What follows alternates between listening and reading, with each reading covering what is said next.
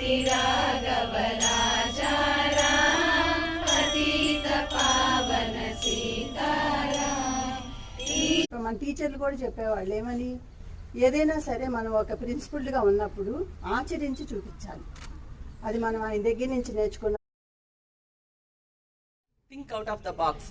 So అహింసా మార్గంతో జీవుల దినోత్సవంగా ప్రకటించడం జరిగింది.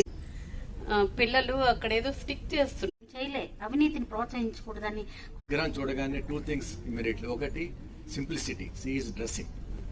ఆయన వర్ధంతిని గుర్తు చేసుకోవడం ఇక్కడ ఇంత స్వతంత్రంగా మాట్లాడడానికి కారణమయ్యారు.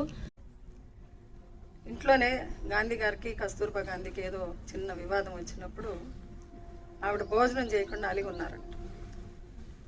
ఈయనకి విపరీతమైన బాధ కలిగిందంట. అప్పుడు ఎదుటోళ్ళు భోజనం చేయకపోతే నాకెందుకు బాధ కలుగుతుంది అనే దాంట్లో నుంచి సత్యాగ్రహం అనే కాన్సెప్ట్ పుట్టి దాన్ని ఒక ఆయుధంగా బ్రిటిష్ అంటే మనం అందరం ఎప్పుడు బోసి నవ్వుల బాపూజీ అని అంటాం. నాకు నవ్వు